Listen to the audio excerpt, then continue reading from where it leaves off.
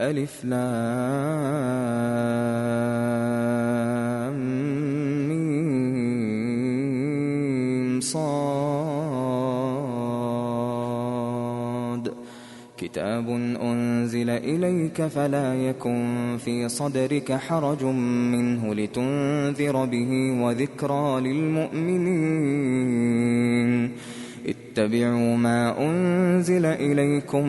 من ربكم ولا تتبعوا من دونه أولياء قليلا ما تذكرون. وكم من قرية أهلكناها فجاءها بأسنا بياتا أو هم قائلون. فما كان دعواهم إذ جاءهم بأسنا إلا أن قالوا إنا كنا ظالمين. فلنسألن الذين أرسل إليهم ولنسألن المرسلين فلنقصن عليهم بعلم وما كنا غائبين. والوزن يومئذ الحق فمن ثقلت موازينه فأولئك هم المفلحون. ومن خفت موازينه فأولئك الذين خسروا أنفسهم بما كانوا بآياتنا يظلمون. ولقد مكناكم في الأرض وجعلنا لكم فيها معايش قليلا ما تشكرون. ولقد خلقناكم ثم صورناكم ثم قلنا للملائكة اسجدوا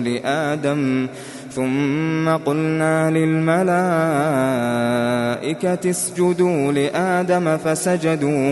فسجدوا إلا إبليس لم يكن من الساجدين. قال ما منعك ألا تسجد إذ أمرتك؟ قال أنا خير منه خلقتني من نار وخلقته من طين. قال فاهبط منها فما يكون لك أن تتكبر فيها فاخرج إنك من الصاغرين. قال أنظرني إلى يوم يبعثون. قال إنك من المنظرين. قال فبما أغويتني لأقعدن لهم صراطك المستقيم ثم لآتينهم من بين أيديهم ومن خلفهم وعن أيمانهم وعن شمائلهم ولا تجد أكثرهم شاكرين. قال اخرج منها مذءوما مدحورا لمن تبعك منهم لأملأن جهنم منكم أجمعين. ويا آدم اسكن أنت وزوجك الجنة فكلا من حيث شئتما ولا تقربا هذه الشجرة فتكونا من الظالمين. فوسوس لهما الشيطان ليبدي لهما ما وري عنهما من سوآتهما وقال ما نهاكما ربكما عن هذه الشجرة إلا أن تكونا ملكين أو تكونا من الخالدين. وقاسمهما إني لكما لمن الناصحين فدلاهما بغرور فلما فلما ذاقا الشجرة بدت لهما سوآتهما وطفقا يخصفان عليهما من ورق الجنة وناداهما ربهما ألم أنهكما عن تلكما الشجرة وأقل لكما إن الشيطان لكما عدو مبين قالا ربنا ظلمنا أنفسنا وإن لم تغفر لنا وترحمنا لنكونن من الخاسرين قال اهبطوا بعضكم لبعض عدو ولكم في الأرض مستقر ومتاع إلى حين قال فيها تحيون وفيها تموتون ومنها تخرجون يا بني آدم قد أنزلنا عليكم لباسا يواري سوآتكم وريشا ولباس التقوى ذلك خير ذلك من آيات الله لعلهم يذكرون يا بني آدم لا يفتننكم الشيطان كما أخرج أبويكم من الجنة ينزع عنهما لباسهما ليريهما سوآتهما إنه يراكم هو وقبيله من حيث لا ترونهم إنا جعلنا الشياطين أولياء للذين لا يؤمنون وإذا فعلوا فاحشة قالوا وجدنا عليها آباءنا والله أمرنا بها قل إن الله لا يأمر بالفحشاء أتقولون على الله ما لا تعلمون قل أمر ربي بالقسط وأقيموا وجوهكم عند كل مسجد وادعوه مخلصين له الدين كما بدأكم تعودون فريقا هدى وفريقا حق عليهم الضلالة إنهم اتخذوا الشياطين أولياء من دون الله ويحسبون أنهم مهتدون يا بني آدم خذوا زينتكم عند كل مسجد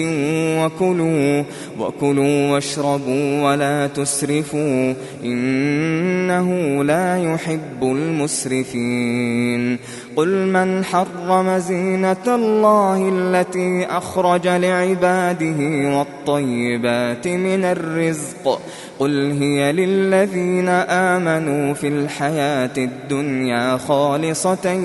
يوم القيامة كذلك نفصل الآيات لقوم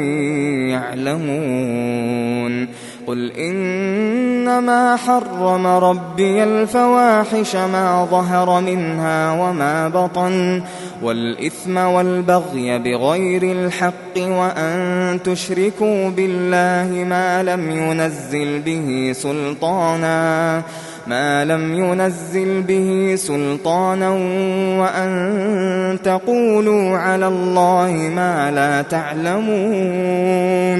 ولكل أمة أجل فإذا جاء أجلهم لا يستأخرون ساعة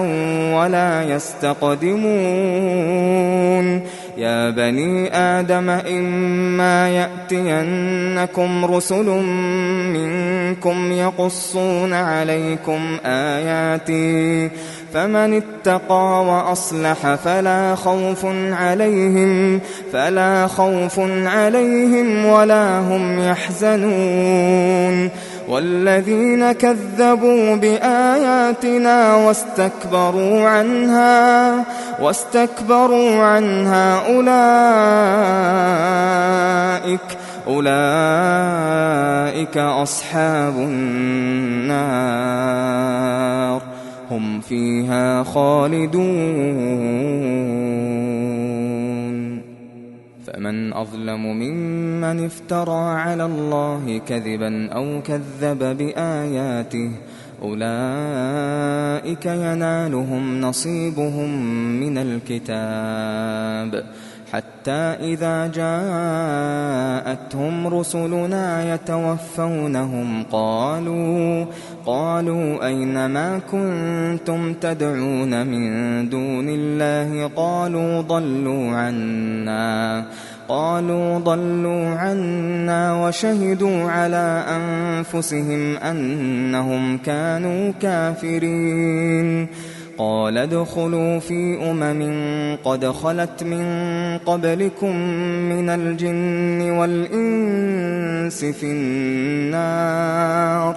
كلما دخلت أمة لعنت أختها حتى إذا اداركوا فيها جميعا قالت أخراهم لأولاهم ربنا هؤلاء أضلونا فآتهم عذابا ضعفا من النار. قال لكل ضعف ولكن لا تعلمون. وقالت أولاهم لأخراهم فما كان لكم علينا من فضل فذوقوا العذاب بما كنتم تكسبون. إن الذين كذبوا بآياتنا واستكبروا عنها لا تفتح لهم أبواب السماء ولا يدخلون الجنة حتى يلج الجمل في سم الخياط وكذلك نجزي المجرمين. لهم من جهنم مهاد ومن فوقهم غواش وكذلك نجزي الظالمين. والذين آمنوا وعملوا الصالحات لا نكلف نفسا إلا وسعها أولئك أصحاب الجنة هم فيها خالدون. ونزعنا ما في صدورهم من غل تجري من تحتهم الأنهار وقالوا الحمد لله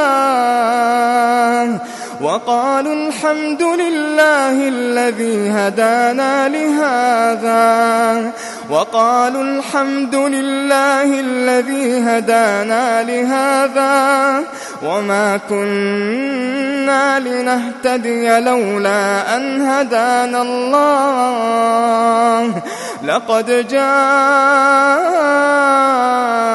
رسل ربنا بالحق ونودوا أن تلكم الجنة أورثتموها بما كنتم تعملون. ونادى أصحاب الجنة أصحاب النار أن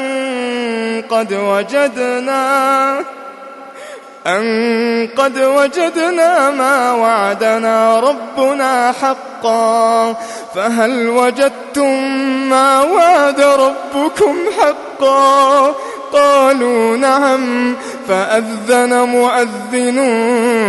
بينهم اللعنة الله على الظالمين الذين يصدون عن سبيل الله ويبغونها عوجا وهم بالآخرة كافرون وبينهما حجاب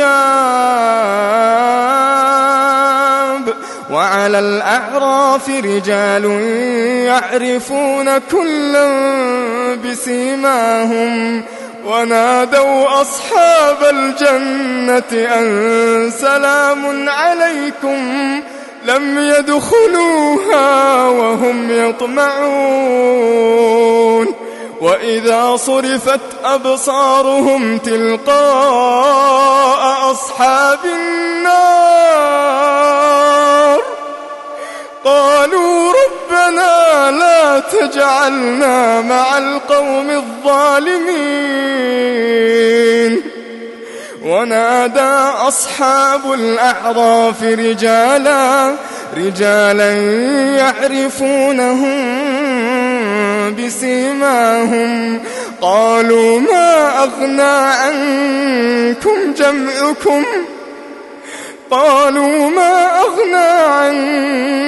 جمعكم وما كنتم تستكبرون أهؤلاء الذين أقسمتم لا ينالهم الله برحمة ادخلوا الجنة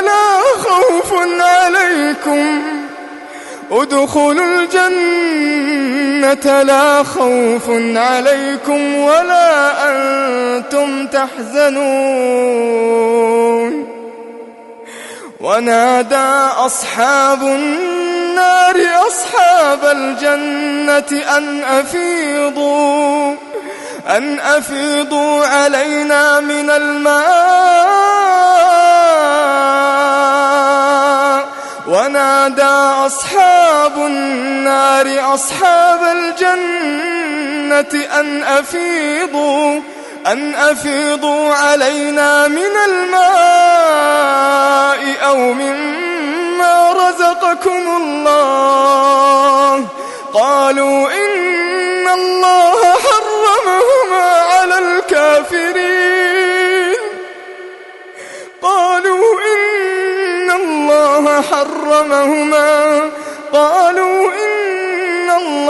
حرمهما على الكافرين الذين اتخذوا دينهم لهوا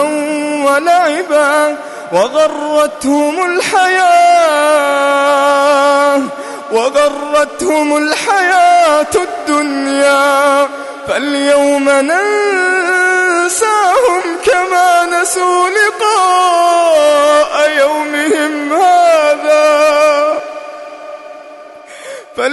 ننساهم كما نسوا لقاء يومهم هذا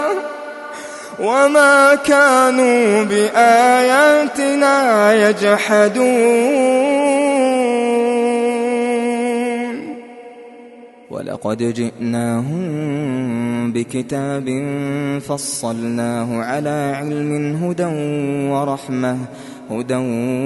ورحمة لقوم يؤمنون هل ينظرون إلا تأويله يوم يأتي تأويله يقول الذين نسوه من قبل قد جاءت رسل ربنا بالحق فهل لنا من شفعاء فيشفعوا لنا أو نرد فنعمل غير الذي كنا نعمل قد خسروا أنفسهم وضل عنهم ما كانوا يفترون إن ربكم الله الذي خلق السماوات والأرض في 6 أيام ثم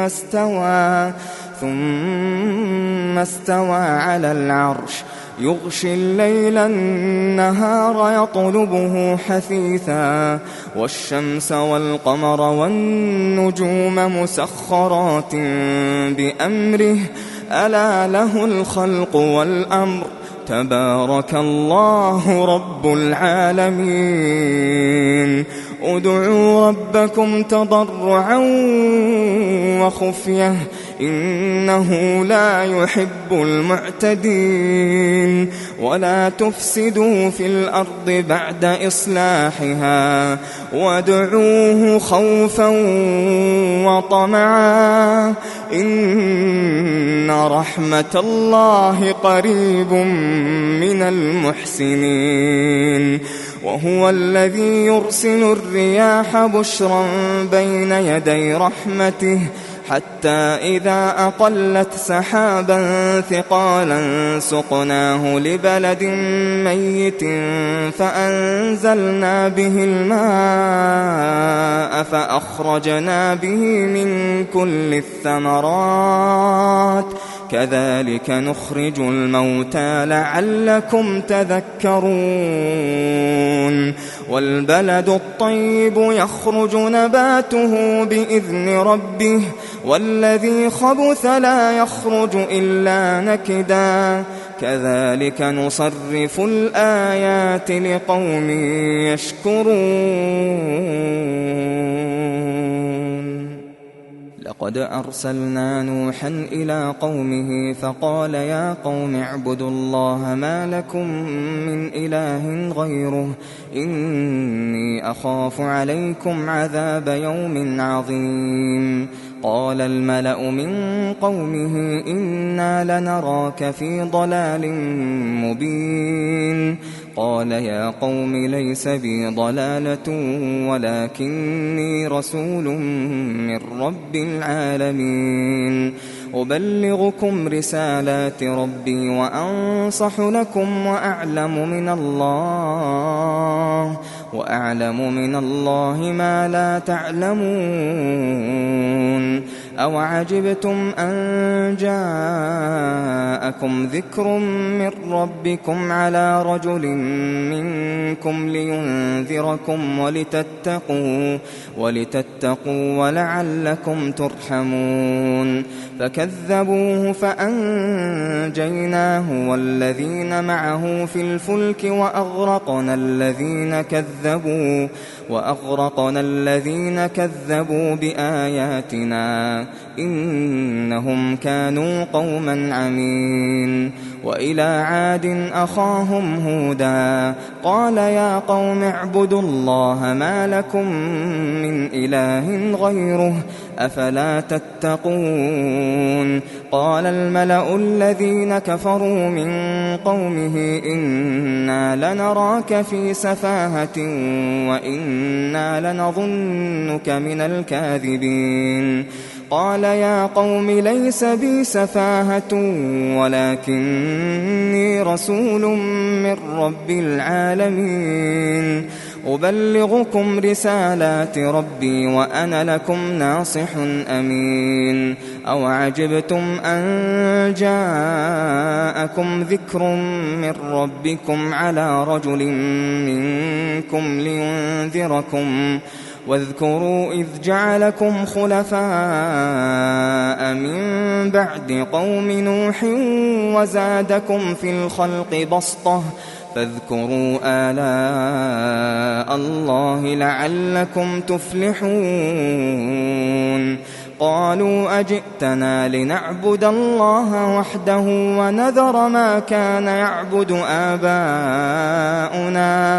فأتنا بما تعدنا إن كنت من الصادقين قال قد وقع عليكم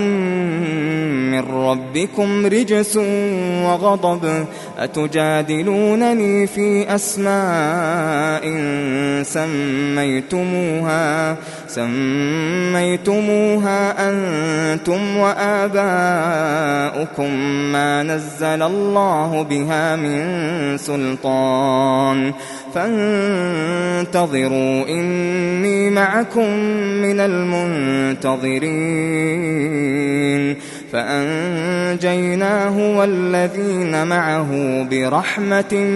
منا وقطعنا دابر الذين كذبوا بآياتنا وما كانوا مؤمنين. وإلى ثمود أخاهم صالحا قال يا قوم اعبدوا الله ما لكم من إله غيره قد جاءتكم بينة من ربكم هذه ناقة الله لكم آية فذروها تأكل في أرض الله ولا تمسوها بسوء فيأخذكم عذاب أليم. واذكروا إذ جعلكم خلفاء من بعد عاد وبوأكم في الأرض تتخذون من سهولها قصورا وتنحتون الجبال بيوتا فاذكروا آلاء الله ولا تعثوا في الأرض مفسدين. قال الملأ الذين استكبروا من قومه للذين استضعفوا لمن آمن منهم أتعلمون أن صالحا مرسل من ربه قالوا إنا بما أرسل به مؤمنون. قال الذين استكبروا إنا بالذي آمنتم به كافرون. فعقروا الناقة وعتوا عن أمر ربهم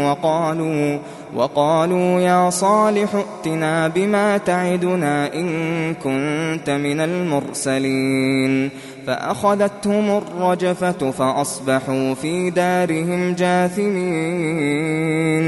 فتولى عنهم وقال يا قوم لقد أبلغتكم رسالة ربي ونصحت لكم ولكن لا تحبون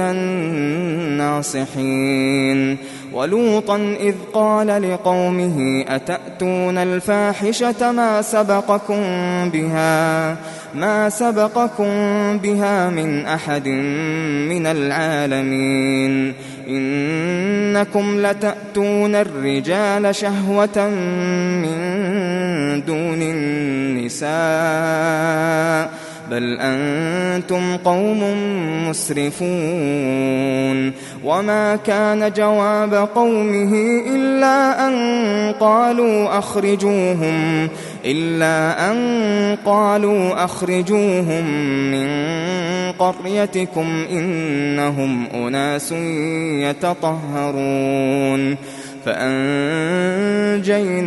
وأهله إلا امرأته كانت من الغابرين. وأمطرنا عليهم مطرا فانظر كيف كان عاقبة المجرمين. وإلى مدين أخاهم شعيبا قال يا قوم اعبدوا الله ما لكم من إله غيره قد جاءتكم بينة من ربكم فأوفوا الكيل والميزان ولا تبخسوا الناس أشياءهم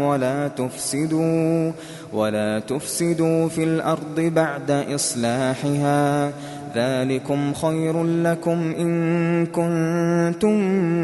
مؤمنين. ولا تقعدوا بكل صراط توعدون وتصدون عن سبيل الله من آمن به وتبغونها عوجا. واذكروا إذ كنتم قليلا فكثركم وانظروا كيف كان عاقبة المفسدين. وإن كان طائفة منكم آمنوا بالذي أرسلت به وطائفة لم يؤمنوا فاصبروا حتى يحكم الله بيننا وهو خير الحاكمين. قال الملأ الذين استكبروا من قومه لنخرجنك يا شعيب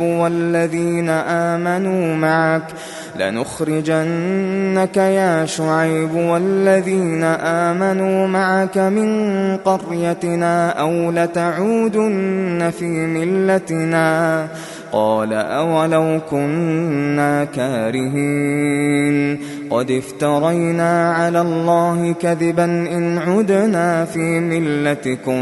بعد إذ نجانا الله منها وما يكون لنا أن نعود فيها إلا أن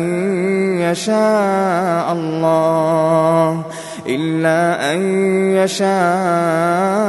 الله ربنا وسع ربنا كل شيء علما على الله توكلنا ربنا افتح بيننا وبين قومنا بالحق وأنت خير الفاتحين. وقال الملأ الذين كفروا من قومه لئن اتبعتم شعيبا إنكم إذا لخاسرون. فأخذتهم الرجفة فأصبحوا في دارهم جاثمين. الذين كذبوا شعيبا كأن لم يغنوا فيها الذين كذبوا شعيبا كانوا هم الخاسرين. فتولى عنهم وقال يا قوم لقد أبلغتكم رسالات ربي ونصحت لكم فكيف آسى على قوم كافرين. وما أرسلنا في قرية من نبي إلا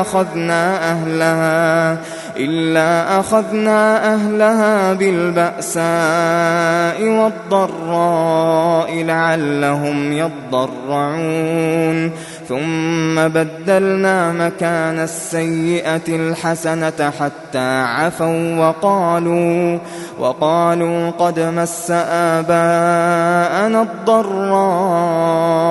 والسراء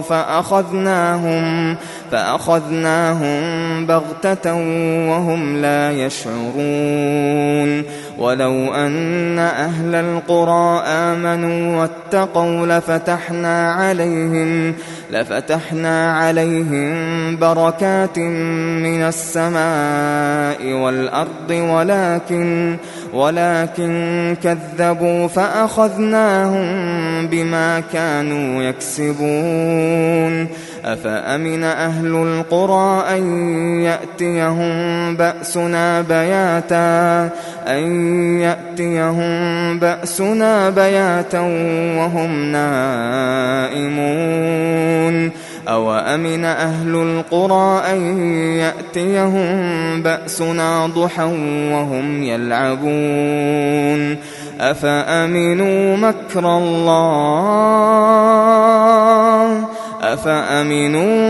الله فلا يأمن مكر الله إلا القوم الخاسرون. أولم يهد للذين يرثون الأرض من بعد أهلها أن لو نشاء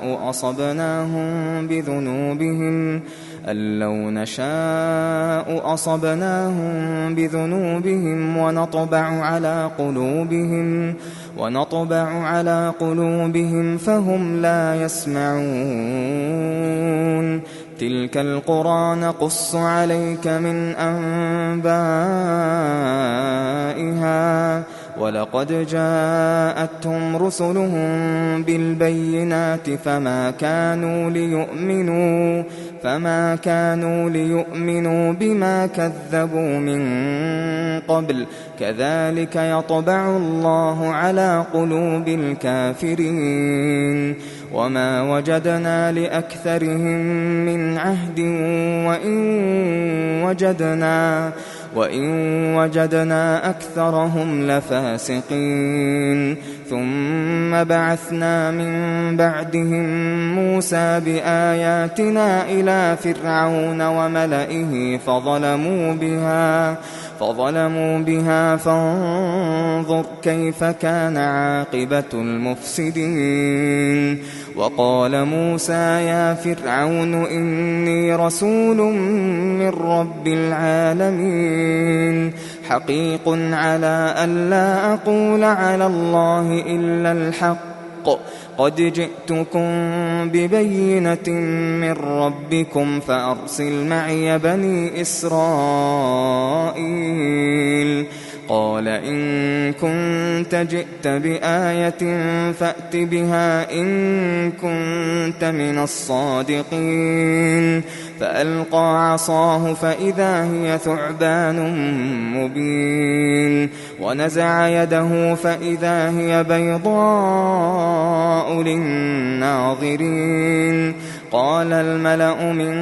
قوم فرعون إن هذا لساحر عليم يريد أن يخرجكم من أرضكم فماذا تأمرون قالوا أرجه وأخاه وأرسل في المدائن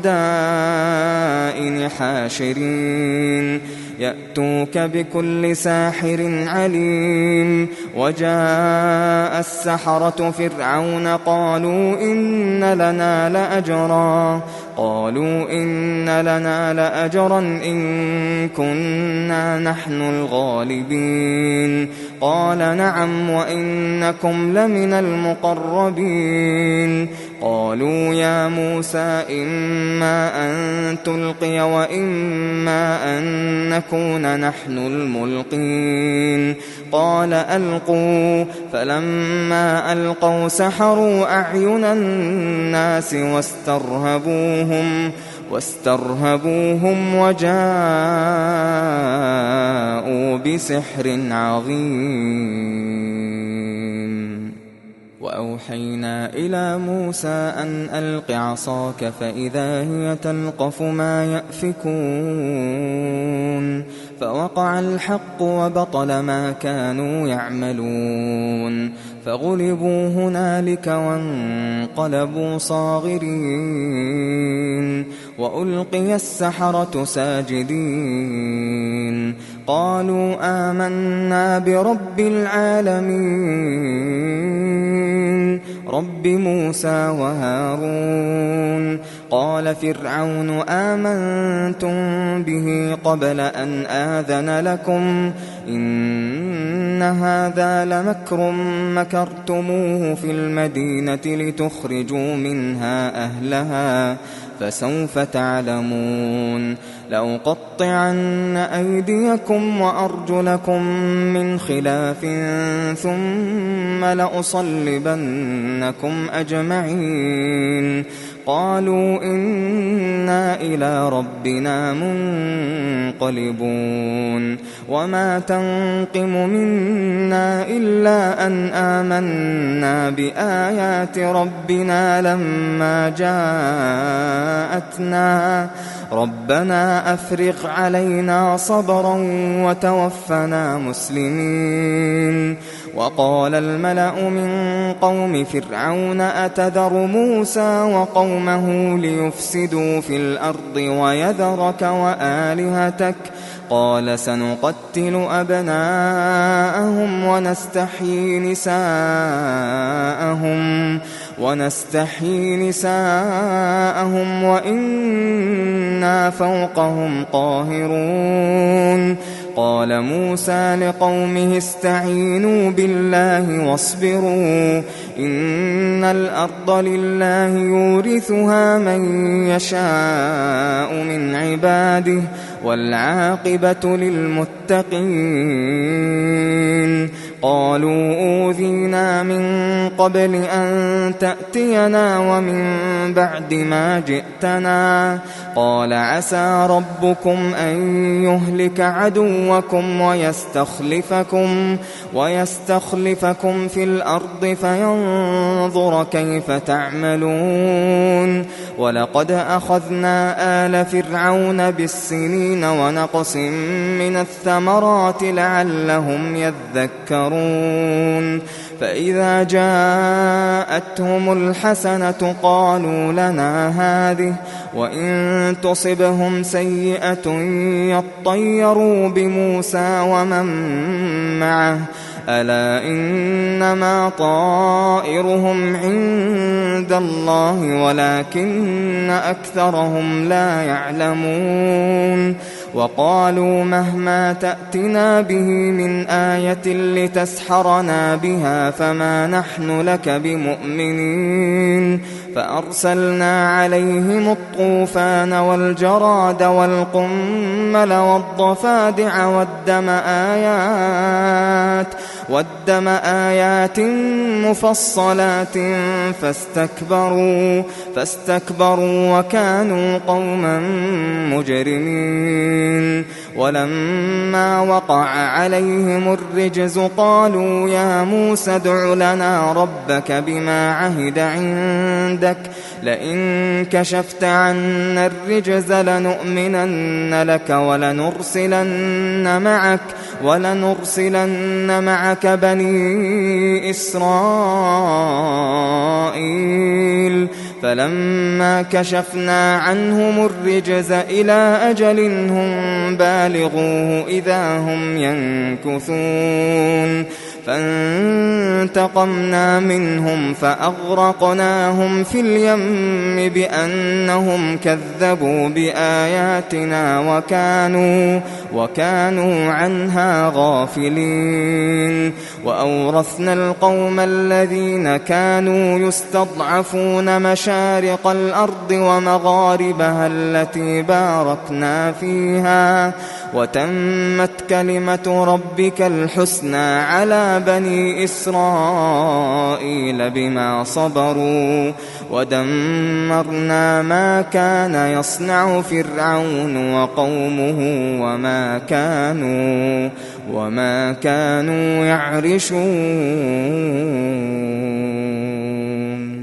وجاوزنا ببني إسرائيل البحر فأتوا على قوم يعكفون على أصنام لهم قالوا يا موسى اجعل لنا إلها كما لهم آلهة قال إنكم قوم تجهلون إن هؤلاء متبر ما هم فيه وباطل ما كانوا يعملون قال أغير الله أبغيكم إلها وهو فضلكم على العالمين وإذ أنجيناكم من آل فرعون يسومونكم سوء العذاب يقتلون أبناءكم ويستحيون نساءكم وفي ذلكم بلاء من ربكم عظيم وواعدنا موسى 30 ليلة وأتممناها ب10 فتم ميقات ربه 40 ليلة وقال موسى لأخيه هارون اخلفني في قومي وأصلح ولا تتبع سبيل المفسدين ولما جاء موسى لميقاتنا وكلمه ربه قال رب أرني أنظر إليك قال لن تراني ولكن انظر إلى الجبل فإن استقر مكانه فسوف تراني فلما تجلى ربه للجبل جعله دكا وخر موسى صعقا فلما أفاق قال سبحانك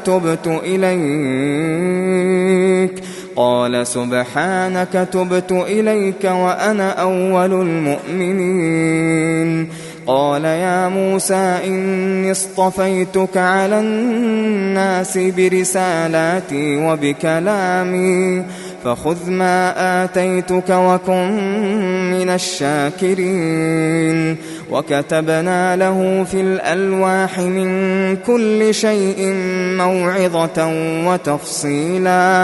وتفصيلا لكل شيء فخذها بقوة وأمر قومك يأخذوا بأحسنها سأريكم دار الفاسقين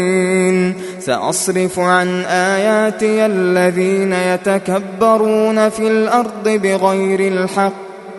وإن يروا كل آية لا يؤمنوا بها وإن يروا سبيل الرشد لا يتخذوه سبيلا وإن يروا سبيل الغي يتخذوه سبيلا ذلك بأنهم كذبوا بآياتنا وكانوا عنها غافلين والذين كذبوا بآياتنا ولقاء الآخرة حبطت أعمالهم هل يجزون إلا ما كانوا يعملون واتخذ قوم موسى من بعده من حليهم عجلا جسدا له خوار ألم يروا أنه لا يكلمهم ولا يهديهم سبيلا اتخذوه وكانوا ظالمين ولما سقط في أيديهم ورأوا أنهم قد ضلوا قالوا لئن لم يرحمنا ربنا ويغفر لنا لنكونن من الخاسرين ولما رجع موسى إلى قومه غضبان أسفا قال بئس ما خلفتموني من بعدي أعجلتم أمر ربكم وألقى الألواح وأخذ برأس أخيه يجره إليه قال ابن أم إن القوم استضعفوني وكادوا يقتلونني فلا تشمت بي الأعداء ولا تجعلني مع القوم الظالمين قال رب اغفر لي ولأخي وأدخلنا في رحمتك وأنت أرحم الراحمين إن الذين اتخذوا العجل سينالهم غضب من ربهم وذلة في الحياة الدنيا وكذلك نجزي المفترين والذين عملوا السيئات ثم تابوا من بعدها وآمنوا إن ربك من بعدها لغفور رحيم ولما سكت عن موسى الغضب أخذ الألواح وفي نسختها هدى ورحمة للذين هم لربهم يرهبون واختار موسى قومه 70 رجلا لميقاتنا فلما أخذتهم الرجفة قال رب لو شئت أهلكتهم من قبل وإياي أتهلكنا بما فعل السفهاء منا إن هي إلا فتنتك تضل بها من تشاء وتهدي من تشاء أنت ولينا فاغفر لنا وارحمنا أنت ولينا فاغفر لنا وارحمنا وأنت خير الغافرين واكتب لنا في هذه الدنيا حسنة وفي الآخرة إنا هدنا إليك قال عذابي أصيب به من أشاء ورحمتي وسعت كل شيء فسأكتبها للذين يتقون ويؤتون الزكاة والذين هم بآياتنا يؤمنون الذين يتبعون الرسول النبي الأمي الذي يجدونه مكتوبا عندهم في التوراة والإنجيل يأمرهم بالمعروف وينهاهم عن المنكر ويحل لهم الطيبات ويحرم عليهم الخبائث ويضع عنهم إصرهم والأغلال التي كانت عليهم فالذين آمنوا به وعزروه ونصروه واتبعوا النور الذي أنزل معه أولئك هم المفلحون قل يا أيها الناس إني رسول الله إليكم جميعا الذي له ملك السماوات والأرض لا إله إلا هو يحيي ويميت فآمنوا بالله ورسوله النبي الأمي الذي يؤمن بالله وكلماته واتبعوه لعلكم تهتدون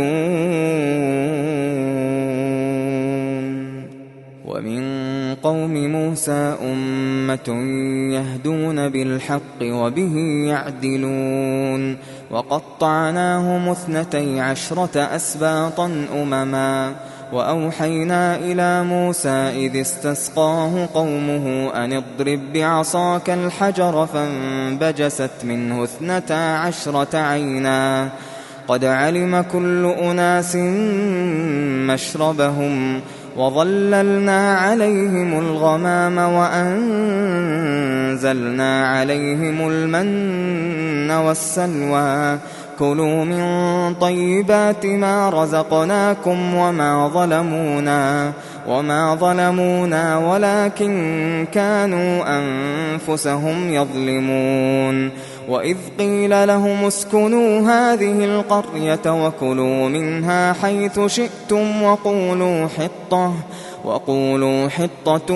وادخلوا الباب سجدا نغفر لكم خطيئاتكم سنزيد المحسنين فبدل الذين ظلموا منهم قولا غير الذي قيل لهم فأرسلنا عليهم رجزا من السماء بما كانوا يظلمون واسألهم عن القرية التي كانت حاضرة البحر إذ يعدون في السبت إذ تأتيهم حيتانهم يوم سبتهم شرعا ويوم لا يسبتون لا تأتيهم كذلك نبلوهم بما كانوا يفسقون وإذ قالت أمة منهم لم تعظون قوما الله مهلكهم أو معذبهم عذابا شديدا قالوا معذرة إلى ربكم ولعلهم يتقون فلما نسوا ما ذكروا به أنجينا الذين ينهون عن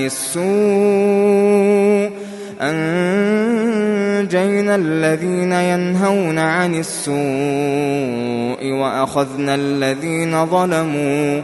وأخذنا الذين ظلموا بعذاب بئيس بما كانوا يفسقون فلما عتوا عما نهوا عنه قلنا لهم كونوا قردة خاسئين وإذ تأذن ربك ليبعثن عليهم إلى يوم القيامة من يسومهم سوء العذاب إن ربك لسريع العقاب وإنه لغفور رحيم وقطعناهم في الأرض أمما منهم الصالحون ومنهم دون ذلك وبلوناهم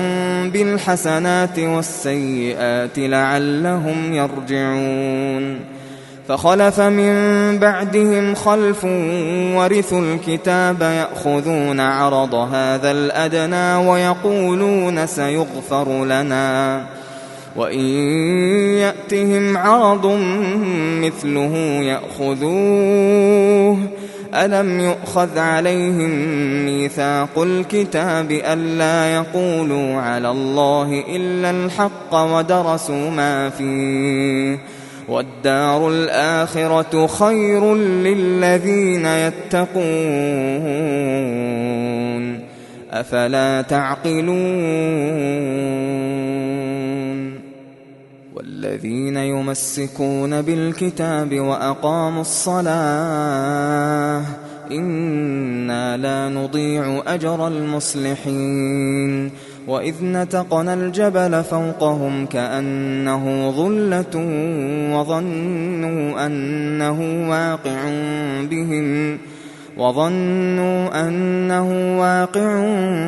بهم خذوا ما آتيناكم بقوة واذكروا ما فيه لعلكم تتقون وإذ أخذ ربك من بني آدم من ظهورهم ذريتهم وأشهدهم على أنفسهم ألست بربكم قالوا بلى شهدنا أن تقولوا يوم القيامة إنا كنا عن هذا غافلين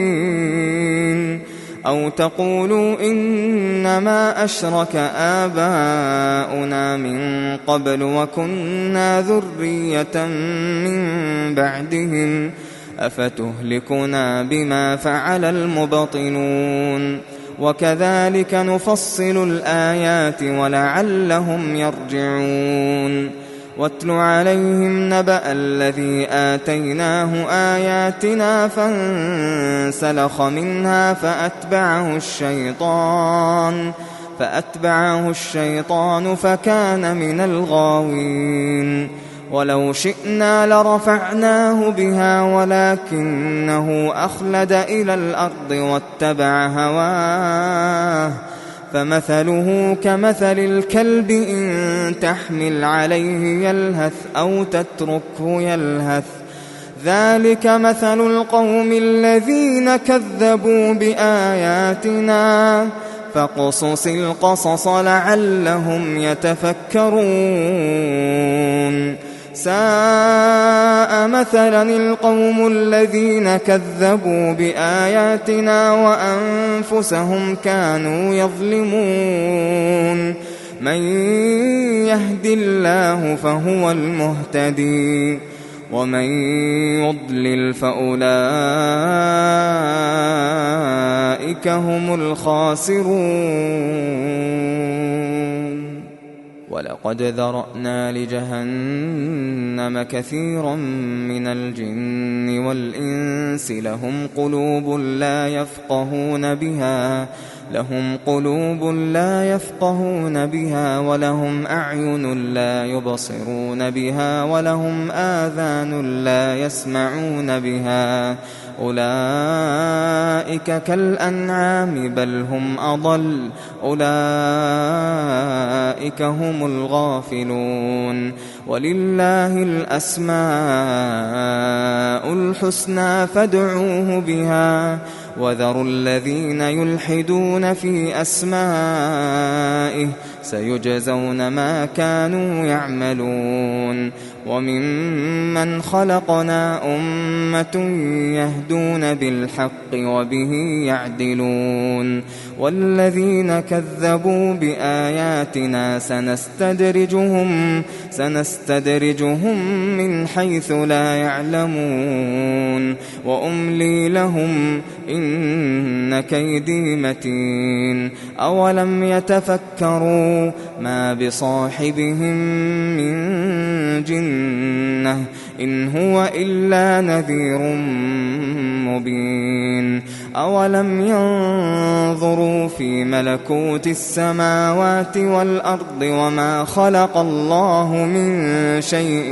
وأن عسى أن يكون قد اقترب أجلهم فبأي حديث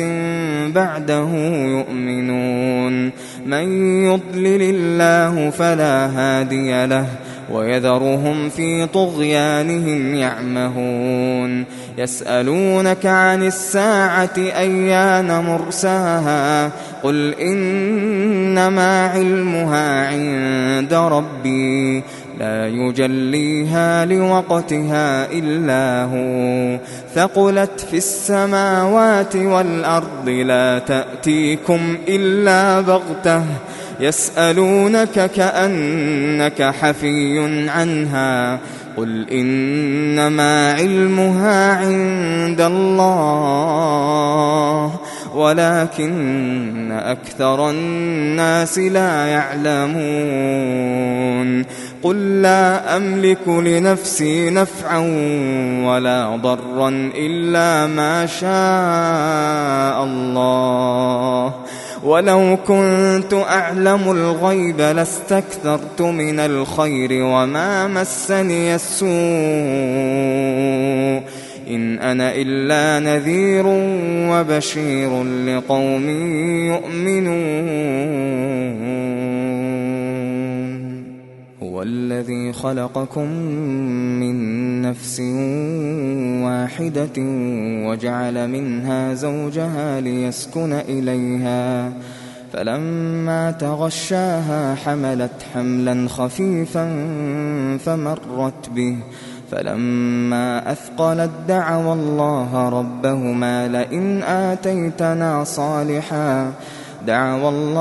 ربهما لئن آتيتنا صالحا لنكونن من الشاكرين فلما آتاهما صالحا جعلا له شركاء فيما آتاهما فتعالى الله عما يشركون أيشركون ما لا يخلق شيئا وهم يخلقون ولا يستطيعون لهم نصرا ولا أنفسهم ينصرون وإن تدعوهم إلى الهدى لا يتبعوكم سواء عليكم أدعوتموهم أم أنتم صامتون إن الذين تدعون من دون الله عباد أمثالكم فادعوهم فليستجيبوا لكم إن كنتم صادقين ألهم أرجل يمشون بها أم لهم أيدي يبطشون بها أم لهم أعين يبصرون بها أم لهم آذان يسمعون بها قل ادعوا شركاءكم ثم كيدون فلا تنظرون إن وليي الله الذي نزل الكتاب وهو يتولى الصالحين والذين تدعون من دونه لا يستطيعون نصركم ولا أنفسهم ينصرون وإن تدعوهم إلى الهدى لا يسمعوا وتراهم تراهم ينظرون إليك وهم لا يبصرون خذ العفو وأمر بالعرف وأعرض عن الجاهلين وإما ينزغنك من الشيطان نزغ فاستعذ بالله إنه سميع عليم إن الذين اتقوا إذا مسهم طائف من الشيطان تذكروا فإذا هم مبصرون وإخوانهم يمدونهم في الغي ثم لا يقصرون وإذا لم تأتهم بآية قالوا لولا اجتبيتها قل إنما أتبع ما يوحى إلي من ربي هذا بصائر من ربكم وهدى ورحمة لقوم يؤمنون وإذا قرئ القرآن فاستمعوا له وأنصتوا لعلكم ترحمون واذكر ربك في نفسك تضرعا وخيفة ودون الجهر من القول بالغدو والآصال ولا تكن من الغافلين إن الذين عند ربك لا يستكبرون عن عبادته ويسبحونه وله يسجدون